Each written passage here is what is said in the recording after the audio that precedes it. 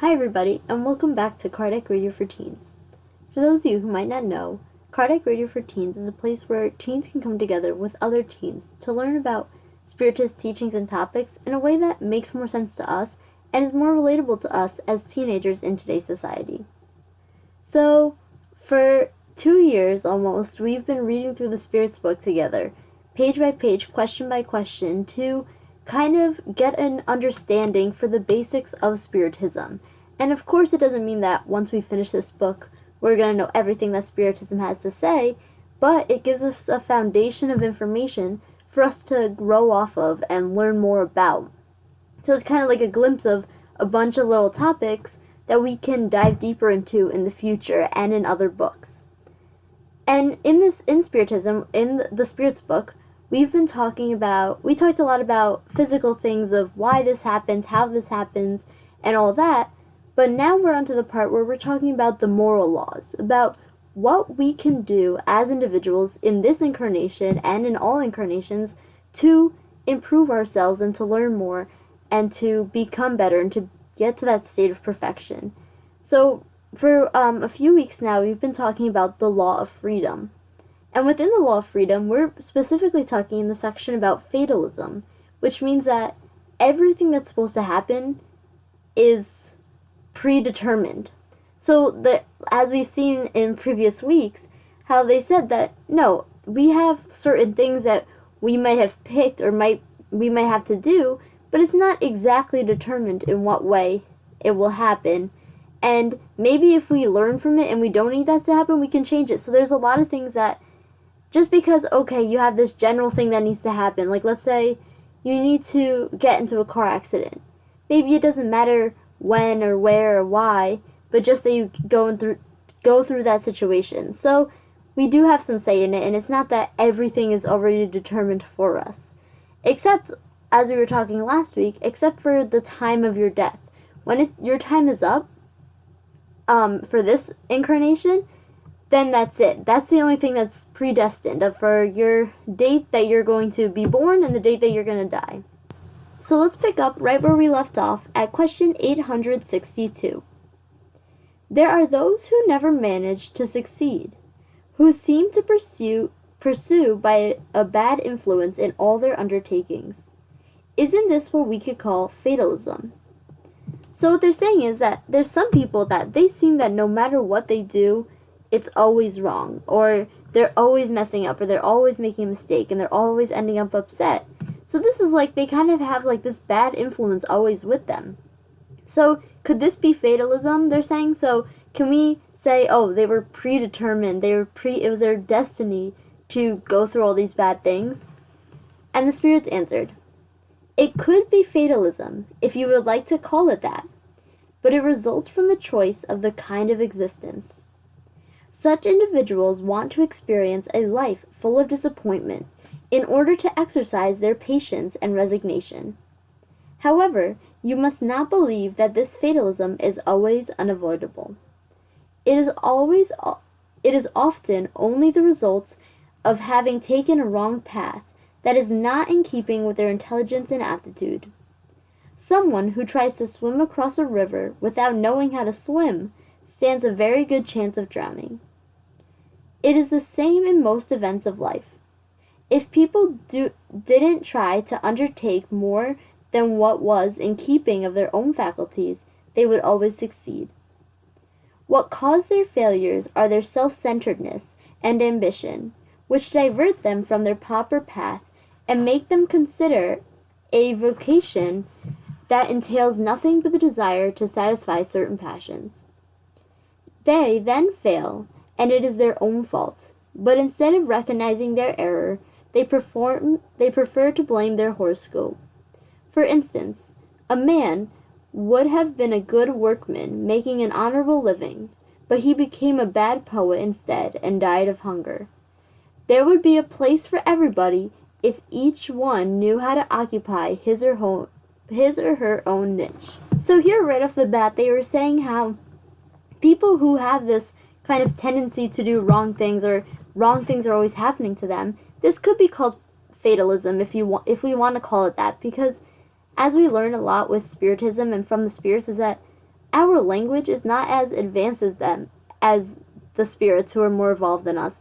So we have words, they have words that they can't really describe to us, or we have words that don't really make the exact sense of what they're trying to say. So they're saying, well, you can kind of use fatalism because it might be predetermined. Like when we're in the spirit world and we're deciding, okay, I need to go through this because if I go through this, then I can work on my patience, or if I go through this, I can work on my pride. So we're picking sort of things. So it could be fatalism in the sense that we picked to go through a lot of disappointment and have a lot of not bad things, but upsetting things happen to us so that we learn to work on our patience. So it's not that each disappointing thing is predetermined, but it could just be predetermined for us that we need to go through some sort of upsetting things so that we can work on that and learn on our patience. But of course, we also can't just blame it on just, oh, this is going to happen because it's destined to happen, or this was in God's plan, so whatever happens is going to happen. No, we still need to restrict ourselves and see and know what we're capable of doing. Like they said here, if you try to swim across a river but you can't swim, then that's not a great idea. So just because it wasn't your destiny, it wasn't predetermined for you to die drowning, that still doesn't mean you can just recklessly go in the river and go swimming. Because you will still suffer those consequences, and maybe after you doing that reckless thing, then drowning will be a good way for you to learn from that and make that mistake. So we shouldn't, just because we think some things are predestined to happen, and we know some things are planned for us to happen, we shouldn't make more mistakes now. Because if we make more mistakes now, we're going to have to repay for those mistakes after anyway. So we should still try to restrain ourselves and know what we're capable of and try and do the good things, even though there are some things that are predetermined to happen. Question 863. Don't social customs often obligate people to follow a certain path rather than another? And aren't they subject to the influence of others' opinions in their choice of occupation? Isn't what we call human respect actually an obstacle to the exercise of our free will? So here what they're saying is that, okay, so we have all this free will, but sometimes doesn't social customs, like what society thinks, doesn't that impact our free will, our freedom of choice? Like someone picking a job because it's more respectable than another, then now they're not picking it freely, because now they're just picking it because everyone's telling them to, or it's because they have to do that. Or because maybe in the job that they want, they won't get enough money to sustain themselves, so they have to get a different job. So social customs, the way society is, the way the world is that we live in, it kind of pushes you into certain directions, and it's not really, so they're saying, is that your free will? And the spirits answered, social customs are made by humans, not by God. If they submit to them, it is because they suit them. This is also an act of free will, because if they wanted to, they could just reject them. So why do they complain? They should not accuse social customs, but their own foolish vanity, which leads them to prefer to die of hunger rather than infringe upon such customs.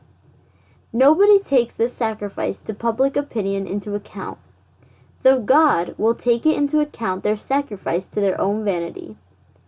This does not mean they should unnecessarily go against public opinion, like certain persons who are more possessed of eccentricity than true philosophy. It is just as absurd to display oneself as an oddity as it is wise to willingly descend the social ladder without complaining if one cannot remain at the top. So what they're saying here is that, yeah, a lot of people do follow these social customs, but we don't have to because God didn't make them. Like, sometimes, even though and social customs might not be even good things, it just might be things people are used to, like bullying. Some people just think it's normal and natural to bully. But just because everyone's doing it doesn't mean that we should jump in and do it too. And no matter what, even if that is what everyone's doing, we do have that free will to join them or to step back or to get help. So we do have the free will, even though some things seem like we're just being forced to that path. Or like, everyone is telling you to grow up and be a doctor. And it is your free, and even though everyone is telling you to that, you still have that free will to choose, okay, am I going to follow what everyone else is saying, or I can go do something different. But we also have to keep in mind that we should also, we can't just be like, oh, okay, I'm going to go do something different, but then not be able to make enough money, or not be able to have food, or make improper choices. So no matter what we choose, we still have to choose what is going to be best for us, and and make sure we can still sustain ourselves and be good to ourselves. Not going into many wants that we have, but just covering the basic necessities and making sure that we're still taking care of ourselves. But even with social customs, we do have the free will to choose if we're going to follow those social customs or not. And sometimes it's right to follow them, and sometimes it might be better to drift away from social customs. So it's also up to us to determine which social customs are the ones we want to follow and which ones we should get away from. So we actually have a lot more free will than it seems, but a lot of people don't act on it. So even though people know they have the free will to choose whatever they want, they still follow the crowd. So that's where we have to work hard to do what we truly believe is right and not just follow people. If we believe that those people are right, okay, go ahead and follow them. But if we don't, then it's okay to step back and do something different. So we have to keep that in mind. And there's a lot of free will that goes into these decisions, even if they seem like you're just being forced on that decision. Question 864. If there are persons whom fate seems to be against, others seems to be favored by it because everything goes well for them, to what may this be attributed? So here they're saying, okay, sometimes it seems like one person, they have everything. Everything goes right for them. They get the best grades, they get the best scores on their team, they get the best awards, they got to the best school, they have the best family, they have everything. And then other families and other people, it seems like, oh, this person never gets good grades, they're always getting into trouble, they're always making mistakes. So how come some people just seem that fate is favoring them or fate is against them? And the spirits answered, usually they are better at self-guidance. However, it could also be a kind of trial. Success intoxicates them.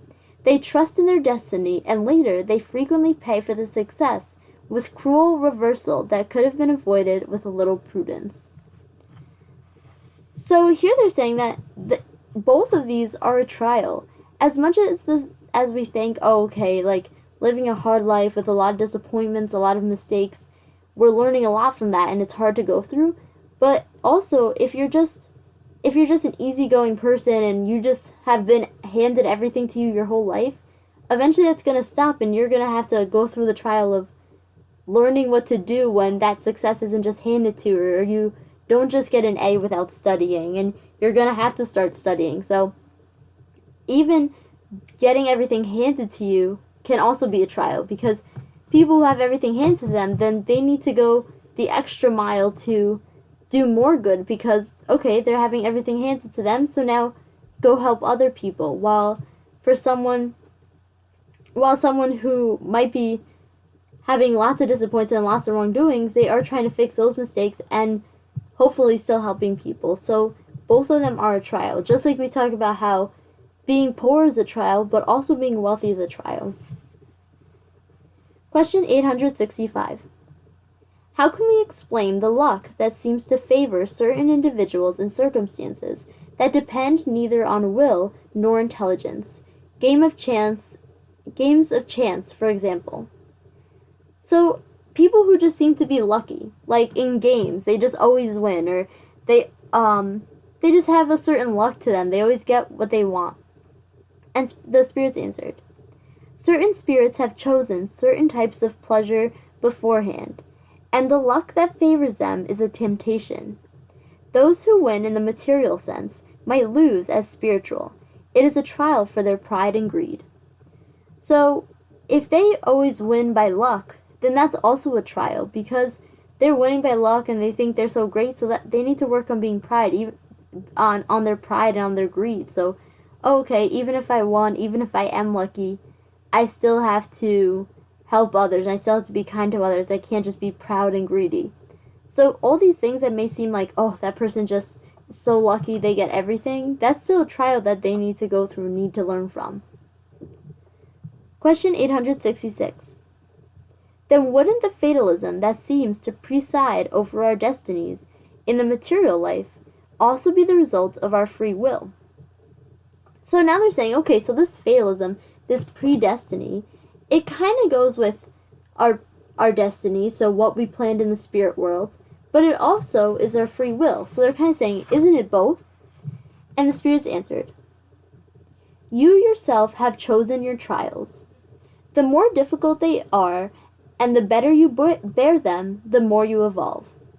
Those who spend their lives in the selfish enjoyment of abundance and their own welfare are cowardly spirits who remain at a standstill. Thus, the number of the unfortunate greatly surpasses the fortunate, since the majority of spirits have sought the trial that will be most useful to them. They see too clearly the futility of earthly gonders and pleasures. Besides, the most satisfactory life is always full of events and its own problems to solve, even in the abundance of suffering. So, the most important thing here that they said right in the beginning is, you yourselves have chosen your trials. So we pick the trials. Sometimes we're going through and you said, oh my God, why am I going through this right now? How come am I possibly going through this? We chose it because we wanted to give ourselves a hard task. We wanted to give ourselves a hard problem so that if we handled it well, we would evolve so much. Because if we just give ourselves, oh, you know what, I'm going to give you an easy life where you don't have to work hard, you're going to have everything, and it's going to be easy, then you're not going to evolve. You're going to be the same spot. So we give ourselves these difficult challenges that we know we're going to struggle through. But if we do overcome them, if we do pass that test, then we're going to evolve much more than just having everything. So we pick these trials for ourselves because we want to improve ourselves. Question 867. Where does the expression, born under a lucky star, come from? So here they're talking about born under a lucky star. So where does this expression come from? What's the origin? And the spirits answered, it comes from an old superstition, according to which the stars were connected with the destiny of each human being, an allegory that some people are foolish enough to take literally. So here, what it means, born under a lucky star, when people say that, it means there used to be people, a superstition, that they believed that each person was connected to a star in the universe. So if you were born under a lucky star, that means that that was a good star, and you had the luck from that star, from the universe. So this is like an allegory. It was just a saying, but some people take it seriously. And to us, that might seem like kind of like a silly question for them to ask in the Spirits book, but maybe at the time that the Spirits book was being written, that phrase was thrown around a lot more than it is today. So it was thrown around a lot, so they wanted to kind of come to the understanding of what that phrase meant. And now we're on to the next section of this chapter, still about the law of freedom and talking about free will. And we're talking about, this section is the foreknowledge of the future. If we can see the future, predict the future, or anything like that. So question 868. Can the future be revealed to humans? So quite simple question. Can humans, us incarnated people, can we see the future? Can it be revealed to us? And the spirits answered, in principle, the future is hidden from them, and only in rare and exceptional cases does God permit it to be revealed. So what they're saying here is most of the time, the future is hidden from us. Just like we forget our past, we also don't have insight on the future, because imagine, like we always talk about with our past, if I knew that I did all these wrong things in my past, it might be harder for me to fix them. Or if I know all these things are going to happen in the future, I might stop them from happening, or I might try and choose a different path. So only in very rare cases does God permit people to see the future, to have the future revealed to them. Question 869. For what purpose is the future hidden from them? So now they're saying, okay, yeah, the future's hidden, but why? And the Spirit said, if they knew the future, they would neglect the present, and they would not act with the same freedom, because they would be dominated by the thought that if a certain thing must happen, it is no use being concerned about it. Otherwise, they would try to prevent it. God has willed it to be this way, so that each one may contribute to the accomplishments of things, even those that he or she would like to thwart. Thus, it is that you yourself unknowingly prepare the events that will occur over the course of your life. So again, like we were talking about, if we knew the future, maybe we would be like, oh, well, everything's going to turn out fine in the future anyway, so I'm not going to worry about right now. So maybe you would neglect your life right now because you think, oh, the future is fine. Or you would try and change your future because you'd be like, oh no, that's terrible. So you'd change it. So we wouldn't go through the things that we needed to go through because we'd constantly be preventing them or not working hard enough. So without knowing the future, we follow the course of our lives and we go through things without being able to knowingly stop them beforehand. Question 870. But if it is useful for the future to remain hidden, why does God sometimes allow it to be revealed? So they're saying, alright, I understand. We shouldn't see the future because it's useful for us to not see the future.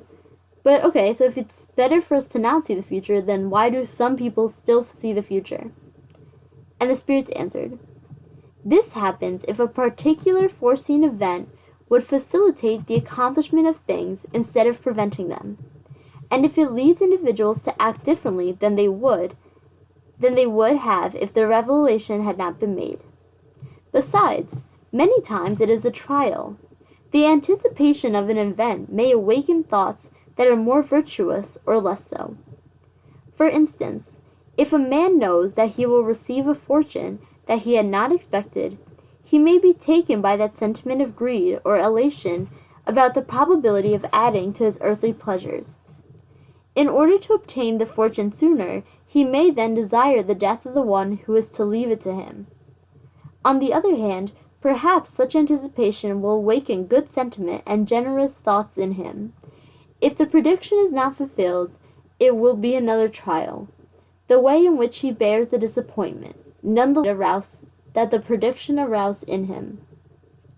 So, what they're saying here is that sometimes seeing the future, seeing an event in the future, could help someone accomplish things that would not have been accomplished if they didn't know that was going to happen before. So, if someone was left a fortune, so say, your grandpa was going to die, and he was going to leave you all his belongings, everything he had. He was going to leave it to you.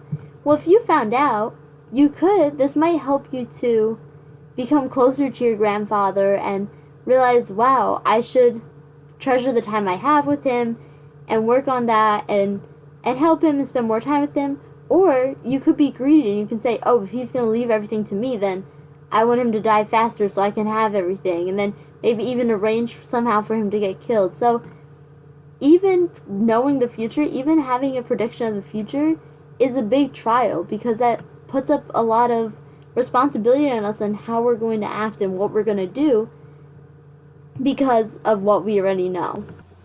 So before we leave off with our message that we usually read, I'd like to also read a message from Enduring Gems from Chico Xavier, and this one's titled Goodwill. Be very careful, then, how you live. Goodwill discovers work. Work creates renovation. Renovation finds goodness. Goodness reveals the spirit of service. The spirit of service yields understanding. Understanding achieves humility. Humility conquers love. Love generates renunciation.